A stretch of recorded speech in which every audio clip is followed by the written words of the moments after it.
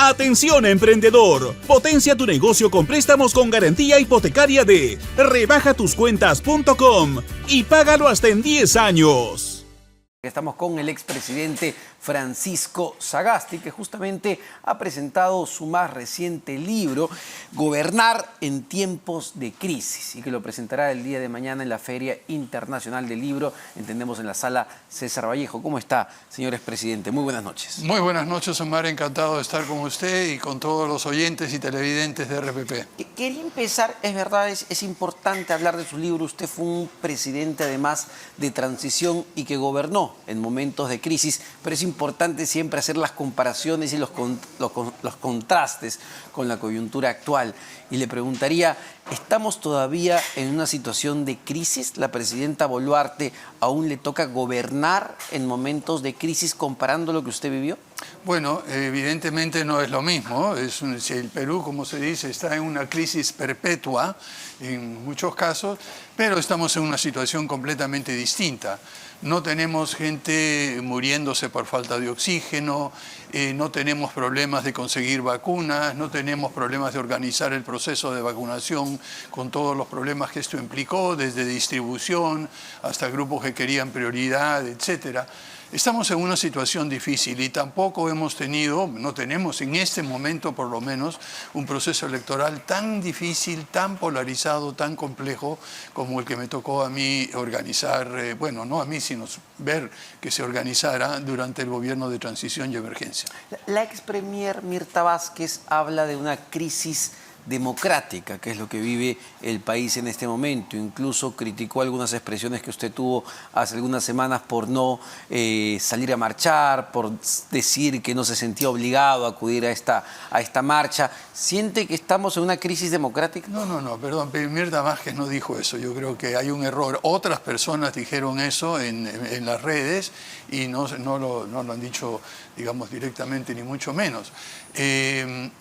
El tema más que crisis democrática... Le cito textualmente, para que no diga, porque lo saqué justamente de una entrevista que hizo en IDL Radio. Ajá. Francisco Sagasti sigue siendo un líder y ejerciendo un liderazgo para un sector importante de la población, y creo que ese liderazgo es un liderazgo merecido. Yo que he trabajado con él en el mismo momento.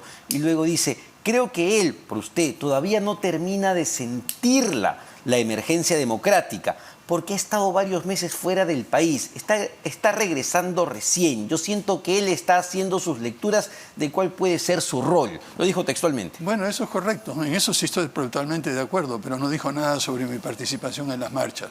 Lo que dijo con toda claridad, y eso es lo que estoy haciendo, nuestro país es muy complejo, como usted conoce muy bien, Omar, y uno no puede pretender llegar después de 6 meses, estar fuera, de tratar de entender todo lo que ha sucedido. En 6 meses en nuestro país es como 10 años en otros lugares. Sí, claro. Y por lo tanto todavía estoy en un proceso y me falta conversar con algunas personas.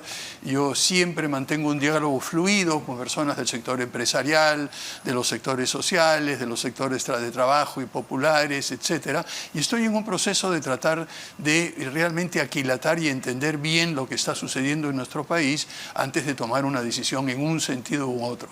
Eso sí, hay ciertas cosas que ya son obvias y que las vemos con toda claridad, ¿no? ¿Cuáles serían los temas obvios, digamos, ya una vez en este periodo que ya lleva en el país? Bueno, lo que es obvio, no solamente lo que llevo en el país, sino lo que he podido ver de fuera y sobre todo ver las reacciones de personas que nos ven desde fuera, ha sido que estamos en un proceso, yo no diría de crisis democrática, pero sí de deterioro de la institucionalidad democrática. Eso lo hemos visto en varias acciones del Congreso que básicamente se refieren a interferencias con otros poderes del Estado, a imposiciones, cambios. Hemos visto, por ejemplo, en el caso de la Superintendencia Nacional de Educación Superior, de SUNEDU, un retroceso brutal que ya lleva un año y estamos viendo las consecuencias en este momento. Estamos viendo la proliferación de propuestas para crear universidades sin ton ni son por parte del Congreso.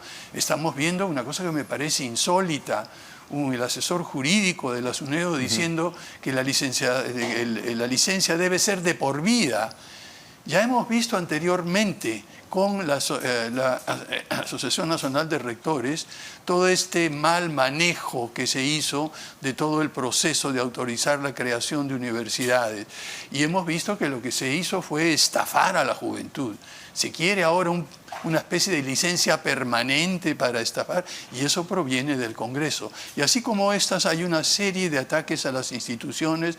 Hemos visto los intentos, que me parecen absurdos, por ejemplo, de cuestionar y someter a juicio político a los miembros del Jurado Nacional de Elecciones, de la Junta Nacional de Justicia, modificar los procedimientos para elegir al defensor del pueblo, etcétera.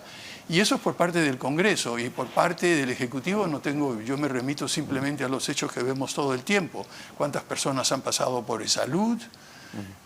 Todas las dificultades que estamos teniendo en diferentes sectores demuestran con toda claridad, aún sin llegar a todo el tema de represión indiscriminada que hemos visto todos con horror, aún sin llegar a eso, lo que vemos es un deterioro progresivo de la institucionalidad democrática que permanece dentro de la estructura formal de lo que es una democracia aún. Sobre ese punto, ¿no? Porque incluso conversando también con el expresidente Martín Vizcarra, él hablaba de una dictadura parlamentaria. ¿Es una expresión que no se ajusta, digamos, a los tiempos actuales? Yo no creo, yo no considero. Es decir, realmente hay que ser un poco preciso y cuidadoso con el uso de las palabras, ¿no? Una dictadura implica una sola persona que es un dictador y que... En el Congreso lo que estamos viendo es lo que traté de describir como un autoritarismo cuasi anárquico, ¿no? Son pequeños grupos, cada uno. Yo hago esto, si usted me da el defensor del pueblo, usted me permite nombrar a los miembros del Tribunal Constitucional, luego yo hago esto, pero no es un dictador ni mucho menos, ¿no? Yo creo que hay que ser un poco más preciso en el uso de las palabras para entender bien lo que nos pasa y cuáles son las soluciones o salidas a esta situación. Y dentro de ese cuasi anarquismo que menciona en el Parlamento, anarquismo autoritario, ¿le sorprende la conformación de la nueva mesa directiva? Que grupos, digamos, que en teoría se pintaron o eran, digamos, que no se podían juntar entre ellos, Perú Libre, Fuerza Popular, que conformen la misma mesa directiva, ¿es algo que llama la atención para usted? Bueno, yo creo que nos llama la atención a todos, pero eso hay que verlo en dos planos distintos, ¿no? En un sistema democrático, con un parlamento responsable, elegido, que responde a la ciudadanía, que tiene no solamente la legalidad que le da el haber sido elegido y la legitimidad de las leyes, sino la legitimidad de la aprobación y de la anuencia de los gobernados, lo que veríamos son alianzas, negociaciones basadas en principios, en una visión de futuro, en qué es lo que se va a hacer, cuáles son las prioridades de legislación. En ese sentido, yo creo que se puede conversar, y en otras partes del mundo, y acá en el Perú anteriormente se ha hecho, pero eso sí, son acuerdos a un nivel programático, a un nivel en el cual se mantienen los principios básicos.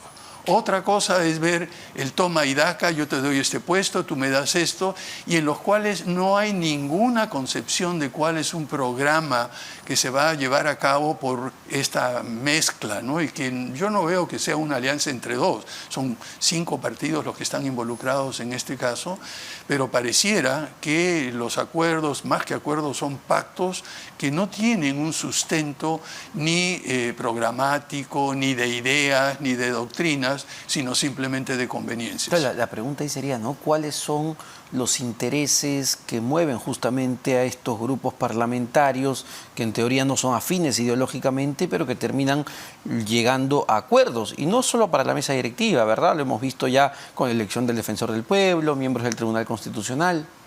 Bueno, mire, yo no quiero especular cuáles son las motivaciones de nuestros representantes en el Congreso, habría que preguntárselos a ellos. Lo único que yo me limito es saber lo que es el resultado práctico y lo que esto significa, nuevamente, no para la democracia en general, sino la institucionalidad y las prácticas democráticas. Y es ciertamente un proceso de deterioro. Usted cuenta también en el libro la tensa relación que tenía con el Parlamento en su momento, un Parlamento que usted mismo en algún momento señaló, lo termina poniendo usted como presidente, que justamente sus enemigos políticos terminan colocándolo como presidente de la República. Esa es una frase de Juan de la Puente, hay que no plagiar, yo creo que hay que reconocer al autor de esa frase, que me parece muy acertada, y es el gran periodista Juan de la Puente. Y esa relación, me imagino, fue compleja, fue difícil. ¿Cómo ve la relación de la presidenta Boluarte con el Parlamento hoy en día? No la veo muy en detalle, y nuevamente al haber regresado recién y no haber visto lo que ha sucedido durante los últimos 6 meses, yo le puedo contar cómo fue la mía. Fue una relación complicada, compleja, pero marcada por algo que me parece fundamental. Desde la presidencia conversamos con todos los grupos políticos, invitamos a los líderes de cada grupo político y a los voceros parlamentarios, y en ese momento creo que eran 10 bancadas o 9, y vinieron todos. Uno se negó y otro no pudo hacerlo, pero conversamos con todos, escuchamos sus puntos de vista, al punto tal de que cuando había alguna iniciativa o planteamiento que iba a hacer yo y había quedado en informar a los líderes de los partidos, así lo hacía. Entonces yo creo que en la política uno puede guardar las formas, la civilidad, el respeto mutuo, y mientras eso se mantenga, yo creo que se puede realmente, a pesar de tener puntos de vista muy divergentes, trabajar en democracia de una manera efectiva en función del bien común. Lo que sí no se puede tolerar es la hipocresía, la mentira, la difamación o la corrupción irredenta. Y desgraciadamente, por lo menos en el periodo que me tocó a mí, hubo unos pocos parlamentarios que desgraciadamente exhibían ese tipo de comportamiento y características. ¿Y puede hoy por hoy decir quiénes eran? No, yo creo que ellos saben quiénes son y no necesito yo, aquí como decíamos en la refrán se dice el milagro pero no el santo. Pero a ver, tuvo o logró los consensos necesarios en un periodo de transición, en un periodo difícil además. ¿Por qué? Porque se llegó al entendimiento de los objetivos primarios para el país, que era negociar las vacunas, que era salir de la emergencia. ¿Hubo ese entendimiento en ese momento? Bueno, yo no sé si por parte de algunos congresistas hubo ese entendimiento, por parte de muchos sí. Y recordemos, en el gobierno de transición y emergencia, como lo decimos con toda claridad en el trabajo que hemos hecho con Lucía Mala y Giacomo Mugarelli, teníamos un conjunto muy acotado de prioridades. Teníamos la pandemia con todas sus manifestaciones, el tema de conseguir las vacunas en primer lugar, de organizar el proceso de vacunación, de aplicarlo de manera efectiva, definir la secuencia de vacunación, etc. Teníamos el problema también de la pandemia de cómo aumentar el suministro de oxígeno, el tema de aumentar el número de camas UCI, el tema de manejar de una manera razonable todos los asuntos referidos a evitar contagios con las inmovilizaciones, etcétera, que fueron necesarias. Y también tuvimos una serie de problemas de comunicación, entre ellos el dificilísimo problema de reportar en el número actual de fallecidos, ¿no? Todo eso hizo que tuviéramos un conjunto de prioridades que mal que bien era compartido por el Congreso también. Y en ese sentido yo debo destacar la labor de la mesa directiva, de Mirta Vázquez, en fin, de todos ellos que realmente apoyaron con objetivos muy claros y muy precisos.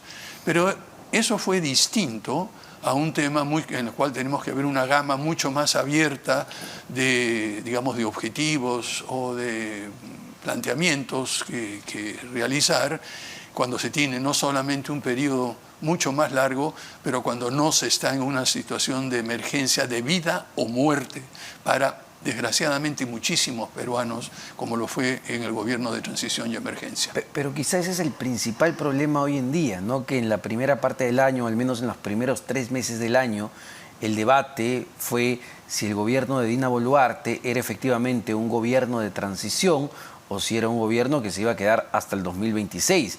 ¿Eso le parece que ya ha quedado más o menos claro desde su punto de vista? En la vida política peruana nunca está todo totalmente claro, digamos. Lo que sí es que uno puede apreciar, por lo menos lo que he visto a distancia y lo que en el tiempo que llevo en Lima, esas 2 semanas, he podido ver, hay una voluntad de quedarse, ¿no? Eso está claro. Pero por otro lado hay porcentaje altísimo, cerca del 75-80% de la población y del electorado que quiere que se vayan. Entonces aquí estamos en una situación sumamente compleja y difícil. En el Perú, como se dice muchas veces, es un país en el cual puede pasar cualquier cosa. Y generalmente pasa. O sea que yo creo que todavía las posibilidades de un adelanto electoral están abiertas, aunque no parecen tan claras. Recordemos, quien planteó el adelanto de elecciones fue la propia presidenta. Quien lo plantearon fueron también muchos congresistas. O sea que no estamos hablando de una locura, de algo totalmente raro o de algo improvisado. Los propios protagonistas en el Congreso y en el Ejecutivo han planteado anteriormente la posibilidad de un adelanto de elecciones. O sea que no hay que horrorizarnos por eso. Sin embargo, pareciera que ese adelanto planteado, es verdad, por la propia presidenta y por incluso bancadas como la de Fuerza Popular, parece haber sido boicoteada por los mismos políticos, por aquellas personas que lo propusieron en su momento, ¿no? Al menos no parece que haya voluntad en este momento de impulsar eso.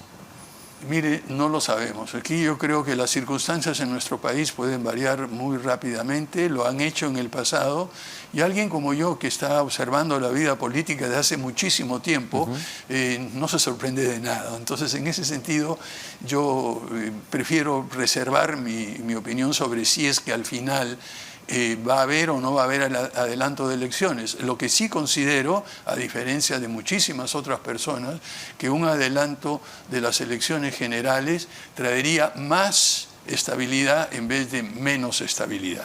Con un acuerdo como el que le planteé, dicho sea de paso, en abril del año pasado y luego primero en marzo y luego en abril, en la cual se planteaba la posibilidad de un adelanto de elecciones generales con una agenda de reformas políticas muy acotada y con una agenda de trabajo para el Congreso que entre de tal manera de modificar algunas normas que consoliden la democracia.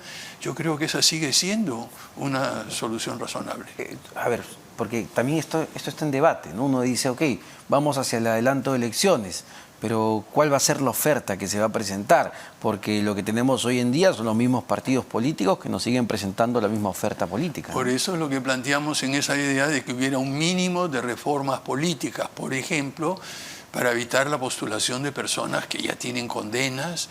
En fin, hubo una serie de normas destinadas a que la oferta electoral en un proceso de elecciones generales por adelanto sea mejor. Esa era la idea y sigue siendo, creo, una idea válida, y en este momento una de las actividades es recoger firmas para ver si esto se materializa. Pero nuevamente lo que hemos visto en este proceso de deterioro institucional, al Congreso pasando ciertas leyes y el Tribunal Constitucional nombrado por el Congreso con algunos procedimientos que han recibido muy serias críticas, esto está, digamos, cambiando un poco el equilibrio de poderes y poniendo el adelanto de elecciones exclusivamente en manos del propio Congreso. Cuando un presidente del Tribunal Constitucional dice, se disuelve solo si tiene la voluntad de disolverse, realmente no lo entiendo. Yo no soy abogado ni experto en derecho constitucional, pero eso me parece una aberración. Entonces, hay dificultades, pero yo creo que en nuestro país, incluso en situaciones muy complejas, como las que tuvimos a fines del decenio de los 90, como la que tuvimos a fines del decenio de los 80, ha logrado encontrar una salida, y yo tengo la confianza de que nuestro país, nuestro pueblo y muchas de las personas que aún no están participando activamente en la vida política salgan a expresar sus puntos de vista y ayuden a producir el cambio. Y se puede gobernar, justamente sobre ese punto, ¿no? Se puede gobernar con niveles de tan poca aprobación, tanto en el Congreso de la República como en el Poder Ejecutivo, con lo que usted menciona, un deterioro constante de nuestras principales instituciones. ¿Se puede pensar en llegar así al 2026?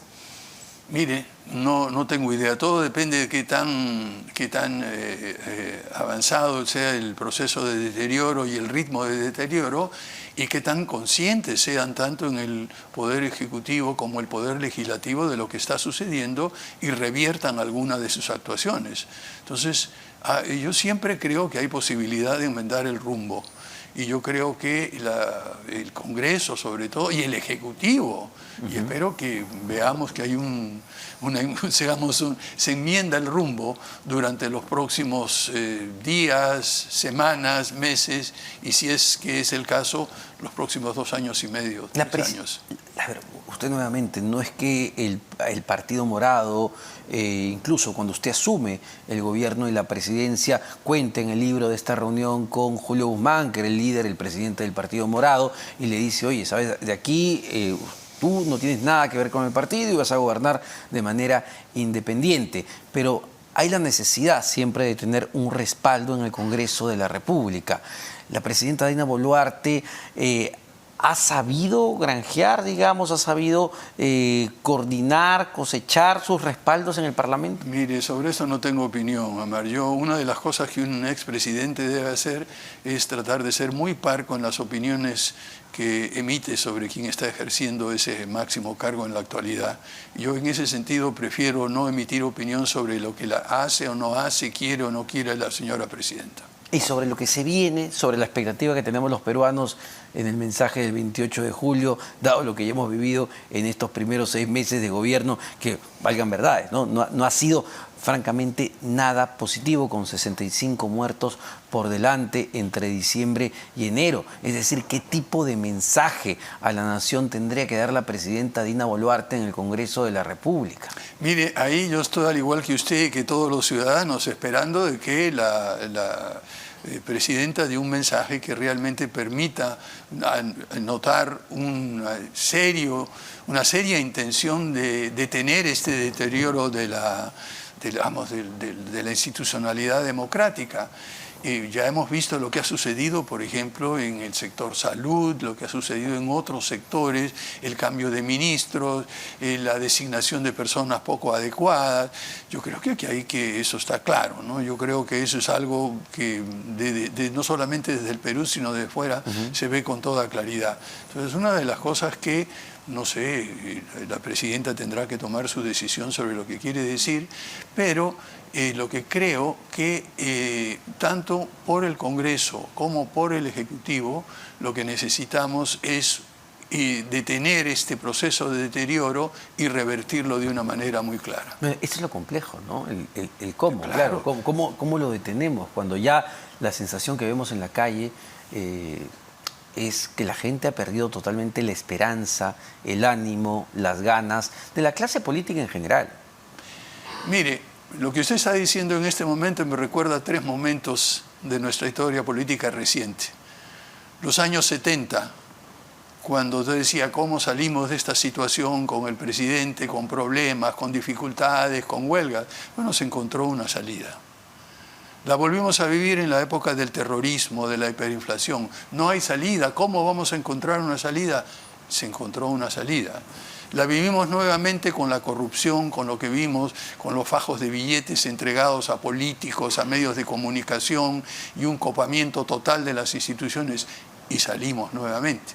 Entonces, no lo sé, el Perú tiene, y eso es algo, digamos, a lo largo de nuestra historia, una capacidad inédita que en cierta medida es producto de esa enorme diversidad de puntos de vista y de personas que en un momento determinado logran converger en una solución, en una salida que antes no se veía, pero en el momento que se ve le parece obvia a todo el mundo, ¿no? Entonces, yo confío que estaremos en un momento como los que hemos tenido a lo largo de nuestra historia reciente, en el cual esto que aparentemente es un callejón sin salida, terminamos viendo alguna grieta en la pared que se puede abrir y por la cual podemos salir de la situación en que estamos entrampados. ¿Le sorprendió a usted ya en lo personal la salida que encontró el Congreso en el que usted participaba? Es decir, que su figura sea la propuesta para asumir las riendas de un país en emergencia, un país en crisis, cuando claramente pues, no tenían mayoría y claramente la oposición era muy fuerte. Usted había propuesto incluso, si mal no recuerdo, a Rocío Silva Santisteban. Correcto. Bueno, evidentemente me sorprendió. Y eso es otro ejemplo de lo que estoy diciendo. Yo creo que nadie se esperaba, ni yo mismo, que el Congreso saliera eligiéndome a mí presidente del Congreso y por sucesión constitucional presidente de la República. No lo esperaba yo, ni lo esperaba otra persona. Pero hay que ser un poco claro. No por ser inesperado, era improvisado. Yo creo que una de las cosas que probablemente ha marcado la diferencia es que junto con muchos otros colegas, como lo detallo en ese libro, pero no solamente en Gobernar en tiempos de crisis, sino como ha sido mencionado en los discursos del Bicentenario y en Imaginemos un Perú mejor, lo que ha sucedido es que de una manera u otra, con muchísimas otras personas hemos estado pensando continuamente en lo que podría y debería ser nuestro país para mejorar las condiciones de vida de todos los peruanos y peruanas. Entonces, inesperado, pero no improvisado.